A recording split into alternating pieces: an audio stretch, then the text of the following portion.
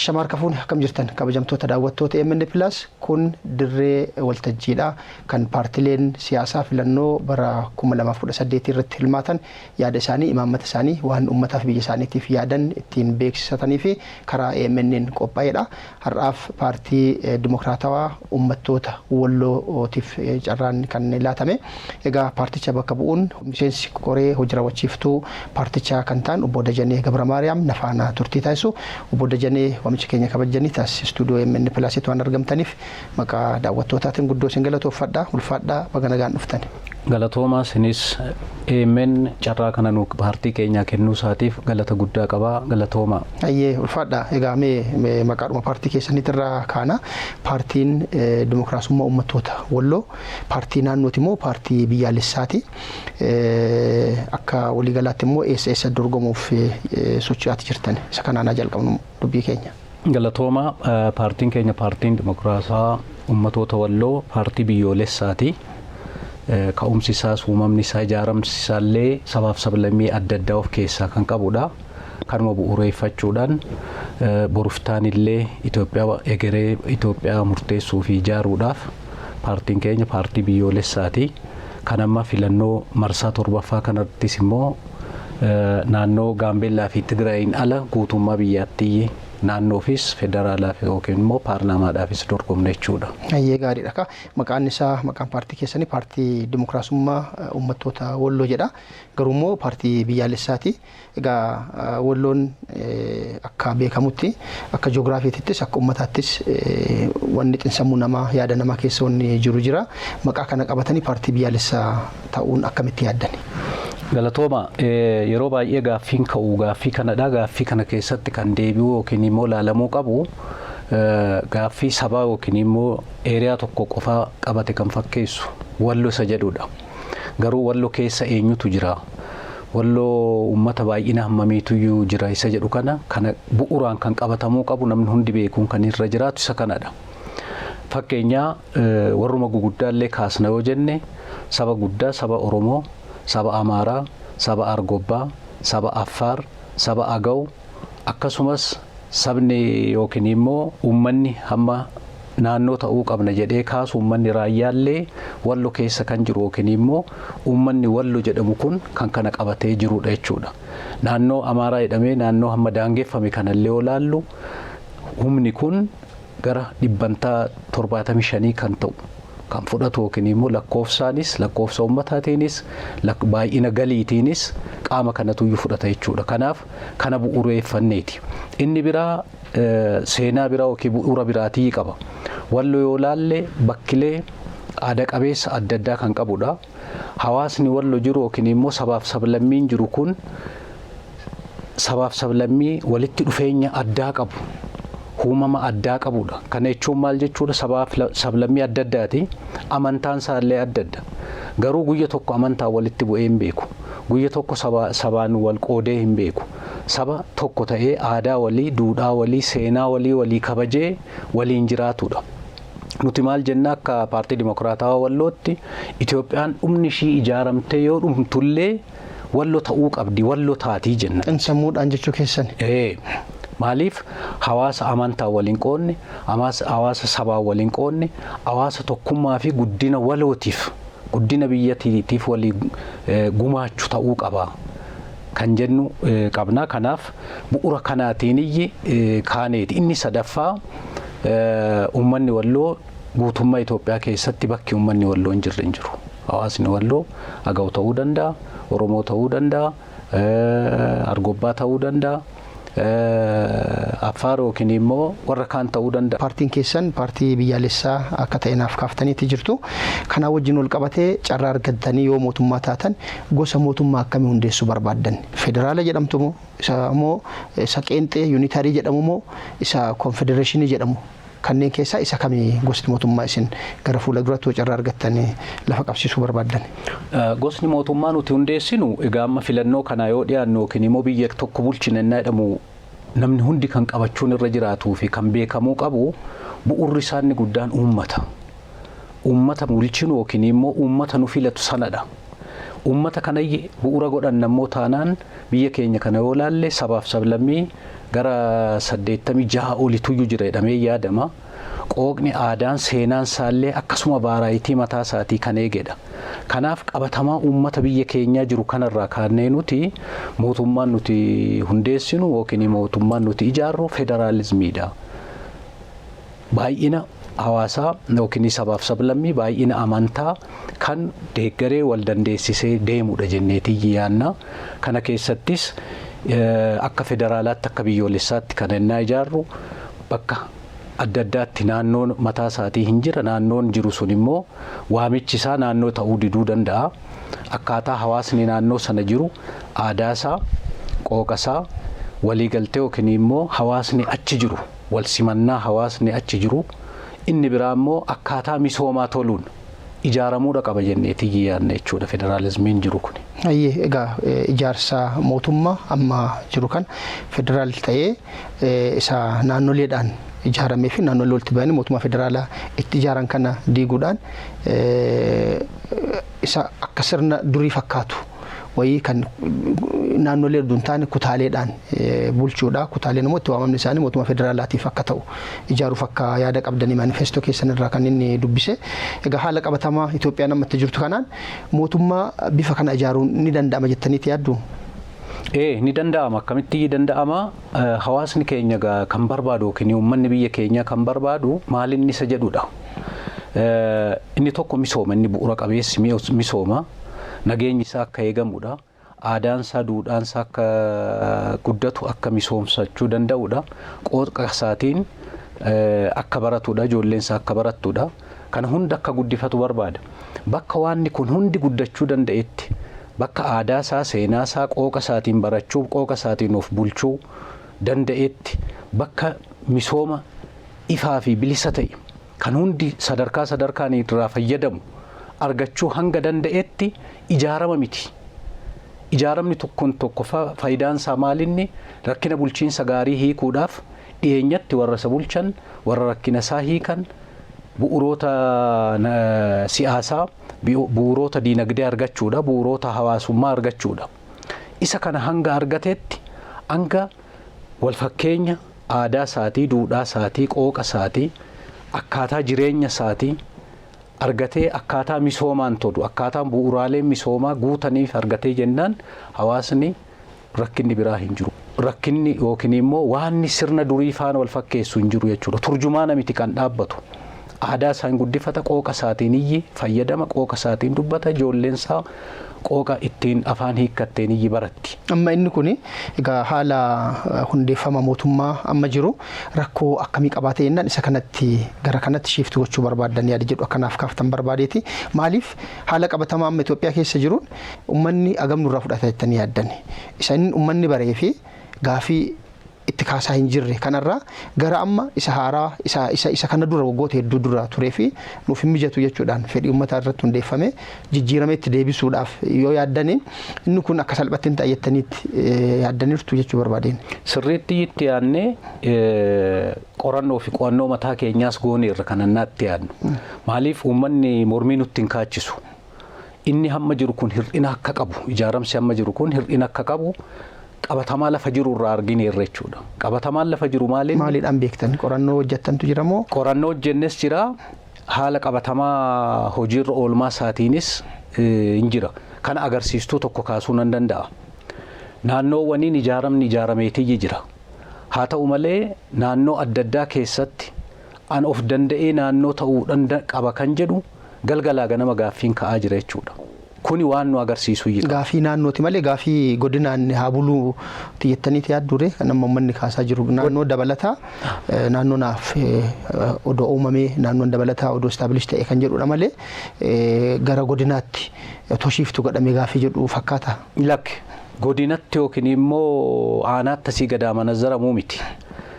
Akkuma ka'umsarraa kaasee akkaataa misoomaan tolu, akkaataa uummanni hawaasni aadaadhaan seenaadhaan haala jireenya isaatiitiin wal fakkaatu, wal simatu akkaataa akkasiitiin ijaaramuu qabaa jenna nuti. Akkaataa akkasiitiin ijaarama taanaan yeroo adda addaa aanaa addaa ta'uun qaba, godina addaa ta'uun qaba. Misooma yookiin immoo galii biyyattii irraa faayidaan arganne of danda'ee tan naannoo ta'uu qaba kan jedhu mormiin akkasii hin ka'u jechuudha. Baay'ee gaariidha. Taansuudhaan egaa jijjiirama heeraas akka barbaadan manifeestoo keessan keessatti dubbiseeti jira. Jijjiirama heeraa gaafa fiddanii inni tokko duree biyyaa kallattiidhaan uummanni akka filatu sirna mootummaa kan amma paarlamentarii ta'e kana gara pirezidanshaaliitti akka fiduuf yaada qabdanis manifeestoo keessan keessatti argeeti jira waan ta'eef inni kunoo akka salphatti waan ta'u rakkoo maal qabaaf gara kanatti mootummaa gosa akka kana uumachuuf manifeestoo keessan keessatti kaaftanii akka yaadaattis qabattanii socho'aati jirtan. Galatooma egaa heera mootummaa keessatti waan fooyya'uu qabu hin jirannaa jennu waan mootummaa ta'ee paartiin keenya filatameef qofaadha miti kan wanneennu. Abbaan hojii kanaa, abbaan dhimma kanaa, abbaan taayitaa kanaa kan waan kana nullee nu aangeessee waan kana hojjechuu danda'u hawaasicha. Uummata nuti mirga isaa fi fayyadamummaa isaatii fi qabsoofnaa fi karaa inni barbaadu akkaataa inni jedhuun waan isa hir'ate guutaa deemneet fayyadamummaa isaa mirkaneessina jennu hawaasa kanatuyyuu murteessa.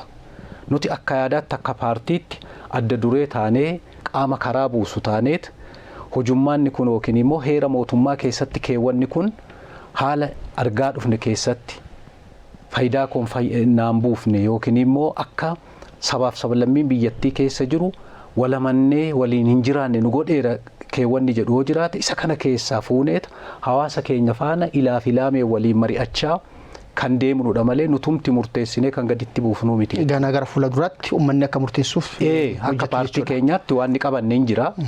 Haala qabatamaa kana dura ture keessatti edda heerri mootummaa sun bara 1987 heerri mootummaa biyyoolessaa hojiirra oolee kaasee maaliin achi keessatti sabaaf sablammiin akka walii isaatii wal shakku akka waliin galle akka ilaaf ilaameen hin jiraanne kan godhan isaan kami misooma bilisa ta'e kan sadarkaan hawaasni hundirraa fayyadamu akka hin taane kan godhe keewwata isa kami isa jedhu isa kana keessaa waan nuti ilaalaa deemnu hin jira. Isa kana hawaasa faana abbaatti dhiyeessineet abbaan biyyattii hawaasicha uummata inneet amanna nuti. Kanaaf gara fuula duraatti uummatni ofiisaatii akka murteeffatu heera mootummaa akkam akka qabaachuu qabu gara fuula duraatti haala mijeessuuf yaada qabdu jechuudha. Yaada qabna. Baay'ee gaariidha. Taansuudhaan yeroo qabnutti fayyadamudha. Pirezidanshaalii akka ta'u jettaniirtu kan jedhu sababa qaba kunillee. Maaliif amma yoo laallu paartiiwwan adda addaatuyyuu as keessatti nama naa ta'a jedhe. Akka paartii sanaatti nama ofiisaatii madaalee namni kun biyyaaf ta'uu danda'a. Paarlaamaa dhaqee yookiin immoo ministeera ta'ee waan adda addaa ta'ee jedheetiyyi paartiin hundi gara dorgommiitti innaa dhufu mo'adheedhaan mootummaa ta'a jedhee dhufa. Sana keessa paartii mo'atuyyuu mootummaa uuma. Hamma isa kana keessatti yeroo tokko maaltu uumama paartiin sun nama of fakkaatu nama isa fakkaatu dhiyeeffate malee nama sabaaf sablammii biyya keenyaa uummata biyya keenyaa fakkaatu dhiyeeffateera jechuu hin danda'amu. Pirezidanshaalii ta'ee jennaan guutummaa biyyaatti namoonni waan kanaaf dhuunfaadhaanis karaa adda addaatiinis annan ta'a yookiin inni hin ta'a biyya kanaaf gaaffii uummata kanaa gaaffii diinagdee gaaffii hawaasummaa gaaffii siyaasaa gaaffii eenyummaa gaaffii misoomaa hunda nan deebisa jedhu hin dorgomaa sana keessaa manifeestoosa yookiin immoo boru yoo dhufu uummata kanaa maal godhasa jedhu sagalee kenna uummanni. Namni filatamee dhufu kun namni hin ta'a jedhamu kun achumaayyii beekamee dhumayyii dhufa jechuudha. Kanaaf boruftaan gaaffii uummataa deebisuudhaafis qajeelfamoota imaammatoota labsiiwwan ba'an irrattis maalirraa ka'asa jedhu beekeetii dhufa jechuudha. Gaaffii uummataa fi uummata bulchu sana maalummaa uummataa sana baree dhufa jennee waan yaanneefiyyi waan baay'ee waan gabaabsuuf pirezidanshaalii ta'uu qaba inna. Hayyee gaariidha ka sa'aatii gabaabaa qabna waan ta'eef dafnee dhimmoonni kaafnu hedduutu jira kanumallee kanaaf dafnee deemna jechuudha. Egaa yeroo ammaa kana mootummaan Itoophiyaa ulaan galaanaa haalaan na barbaachisaa qofa duun taane ulaa galaanaa kanaan dura mootummaan umrii guutuuf qabaachaatti turtee fi yeroo ta'e irratti immoo shiraan dhabde akka deeffattuuf ciminaan hojjechuu irratti argama. Yaada kana immoo uummanni Itoophiyaas mootummaa deeggaruudhaan mootummaa cinaa hiriiree hojjetamuu irratti argama jechuudha. Paartiin keessan ulaa galaanaa wajjin wal qabatee yaadaa fi ejjennoo akkanumallee imaamata akkamii qaba laata? Imaammanni nuti qabnus ejjennoon nuti qabnu maalinni biyyi keenya ulaa galaanaa qabaachuu qabdi kan jedhu qabna. Ulaa galaanaa qabaachuu qabdi jennee yoo laallu akkaataa akkamiitiin hamma qabatamaa daangeffama biyya keenya yookiin immoo daangeffama daangaa Itoophiyaati impaayera Itoophiyaati jedhamee ilaalamu kana keessatti qabatamaanis hamma lafarra jiru kana keessatti yoo laallu ulaa galaanaa hin qabnu. Ulaa galaanaa hin qabne kan immoo ulaa galaanaa nu barbaachisa kanarratti gaaffiin ka'u hin jiru wal nama mormisiisu hin jiru. Karaa seera qabeessa karaa kennanii fudhachuutiin biyyoota ollaa keenya jiran ulaa galaanaa qaban kanarraa argachuu qabna ni jedhu yaada keenya isa bu'uuraati. Imaammanni afaanii paartii Dimookiraasummaa Uummattoota Walloo maalidha?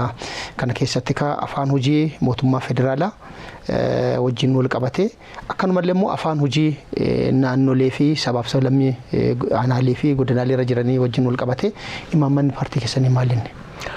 Paartiin keenya imaammata qooqaa irratti qooqni qeenxeen jiraachuu hin qabu kan jedhu amantaa qabna. Amma fakkeenya kan federaalaa hin jira. Akkuma kan qooqni federaalaa Amaariif qooqa federaalaati jenne Oromiif illee qooqa federaalaa ta'uu qaba jenna. Hawaasni baay'een adeemsa keessa innaa laallu hawaasni baay'een akkuma Oromoo kana akkuma Amaaraa qooqa Amaariffaa kana kan itti fayyadamu qooqni biraallee jiraatee jennaan qooqa federaalaa ta'uu qaba kan jedhu qabna. Naannoottis innaa gadi buusnu akka naannootti naannoowwan jiran keessa qooqni saba inni guddaan yookiin inni muummeen hin jira.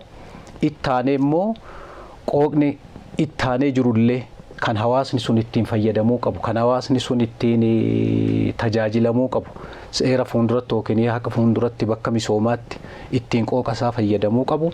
Inni qooqa isaatiin barachuu akkum jirutti ta'ee kan ittiin immoo qaama haqaa fuuldura dhaabatee ittiin mirga isaa gaafatachuu danda'u, mormachuu danda'u, waa'ee misooma isaatii dubbachuu danda'u qooqni dabalataa jiraachuu qaba kan jedhu amanna nuti. Egaa manifeestoo keessan irraa akka dubbisetti afaan hojii mootummaa federaalaati jettanii kanneen keessanii keessa afaan gara 5 keessanitti jirtu. Inni tokko afaan Amaaraati, inni kun afaan Oromooti, inni kun immoo afaan Somaaleeti, inni kun afaan Tigreeti, afaan alaa keessaa immoo afaan Arabii itti dabaltaniiti jirtu.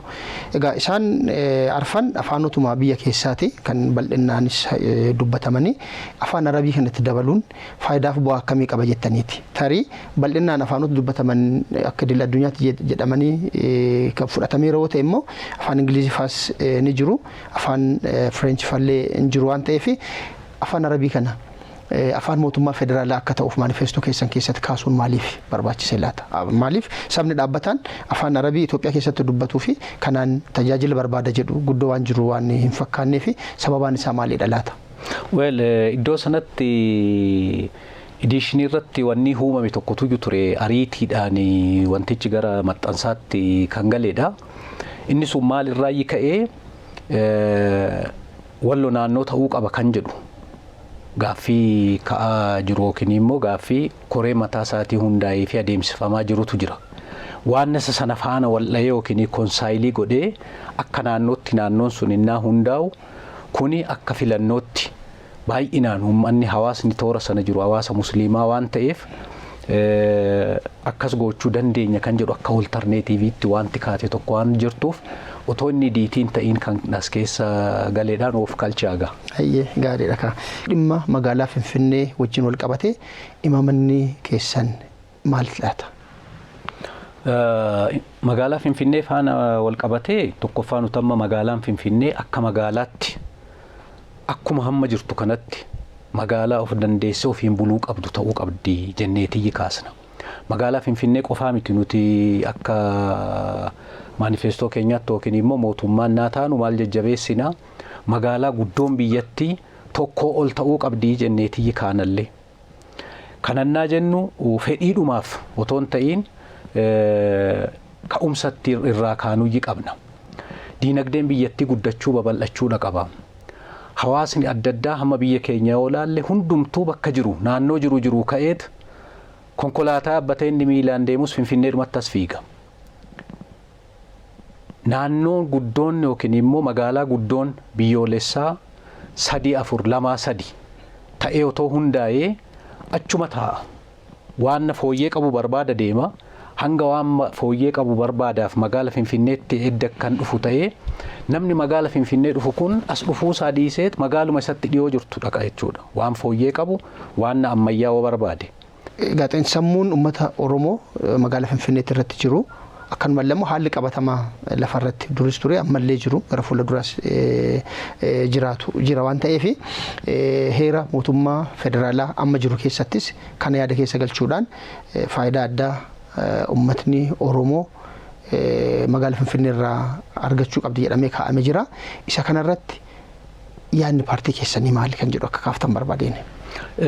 Kanarratti yaadni nuti qabnu yaada ifaadha. Ummanni Oromoo faayidaa addaa magaala kanarraa argachuu qaba jenna. Kanannaa jennu ijaadhuma jedhamee fi miti. Heera mootummaa keessa ijaa taa'ee fi miti. Bu'uura dhugaa ta'e bu'uura lafa qabatee jiru waan beeknuufi. Ibsaan magaalaa Finfinnee dhufu eessaa dhufe? Bishaan magaalaa Finfinnee dhufu eessaa dhufe? Nyaanni adda addaa illee sooranni adda addaa fuduraaf kuduraa dabalatee beellada adda addaa dabalatee jireenyumti magaala kanaa kun eessarratti hundaa'e dhibbantaan inni guddaan eessaa dhufa yoo jenne yoo laallu Oromiyaa irraa dhufa. Kanarraan naa dhufu immoo maal ta'uudha qabaa? Seerri fiisikaal poolisiis hin jira. Hanga waan tokko maddisiisee qabeenya tokko maddisiisetti naannoo wayii yookiin hawaasni wayii faayidaa argachuu qaba kan jedhudha. Kanaaf isuma heera mootummaa keessatti caqasame sana deeggartu jechuudha. Imaammata haajaa alaa manifeestoo keessatti tarreessitan wajjin wal qabate rakkooleen bu'uuraa Itoophiyaa nageenyaa fi faayidaalee biyyaalessaa wajjin wal qabate bu'uurri isaanii asuma biyya keessa jedhee itti amanaa paartiin keessan. Kana jechuun maal jechuudha? Itoophiyaan alarraa diina hin qabdu jechuudha. Diina faayidaa biyyaalessaa si fuuldura dhaabbatu hin qabdu jechuudha moo maal jechuudha? Sana jechuudhaa fi miti. Ka'umsi terminoloojoonni taa'an innaa akkuman jedhee rakkina ediishinii tiyyi qaba. Ariitiidhaan dafaatii maxxansaa qaamni beekuu qabu nu erga jedhanii waan nu rakkisaa turaniif maxxansi keenya immoo duubatti hafee waan tureef ariitiidhaan kaawwannee jedhamedha. Achi keessatti garuu yaadni guddaan achi keessatti ibsamuudhaaf akka beekamu barbaadame maalinni ka'umsa godhannee gara biyyootii ollaatti yookiin immoo walitti dhufeenya biyyoota biraa faana yaaduu keenyaan inni jalqabaa nuti walii keenyaan asitti kan walii galu kan wal dhaggeeffatu kan waliin misooma biyyattiitiif dhama'uu fi hojjetu ta'uudha qabna isa jedhu isa kana ibsuudhaaf kan barbaadame. Malee qaamni Itoophiyaan ala jiru kan faayidaa biyyaalessaa Itoophiyaa fuuldura dhaabbatu ni jira jettanii tamantu jechuudha. Kun wasiifachii miti. Ayyee gaariidha. Ittaan suudhaan akka kaafnu kan inni barbaadu imaammanni raayyaa ittisaa akkanumallee immoo poolisii fi qaama nageenyaa keessanii maalidhame gabaabsaatiin akaasa. Akka keenyaatti gabaabbinumaan ibsuudhaaf raayyaa biyyaa fi poolisii faana kan laallatu raayyaan biyyaa ifaan ifa raayyaa biyyaa tokkotu biyyattiin raayyaa biyyaa tokko qofaa qabaachuu qabdi jenna. Amma tokko ol qabdi jettanii amantu? Yeroo ammaa kana raayyaa ittisaa tokko ol qabdi jettanii amantu? Tokko ol qabdi jennee amannee otoo hin ta'iin yeroo tokko maalinni fedhiin mul'atu naannolee adda addaa irraa raayyaa biyyaa jechuu naa dadhaban humna addaa jedhanii waan itti kabeebsanii dhufantu jira. Inni kun walitti bu'umsa faayidaatii fida. Nageenya biyyattiillee eegsisuudhaaf gara maalitti deema jenneetii sodaanna nuti biyya eeguu birmadummaa biyyaa eeguu dhiiseet hundumtuu mandaratti naannoo humna addaatii ijaarrata taanaan wal eeguutti ka'a jechuudha. Weeraaz raayyaa biyyaa biyyoolessaa tokko jiraatee jennaan abbaantummaadhaan olaantummaadhaan kan gubbaadha biyyatti birmadummaa biyyaa eegu isayyi ta'a. Kana biratti poolisiin federaalaas akka biyyoolessaatti kan to'atamu bakka qaamoliin yookiin immoo dhaabbileewwan federaalaa jiran adda addaatti mootummaa federaalaa bakka bu'ee ergama adda addaa fudhatu jiraachuu qaba kan jedhu qabna. Akka naannootti garuu naannoowwan poolisii mataa isaanii poolisii uummataa kan jedhamu yookiin immoo poolisii uummataa jedhamuun kan beekamu isa hundeeffachuudha qabu.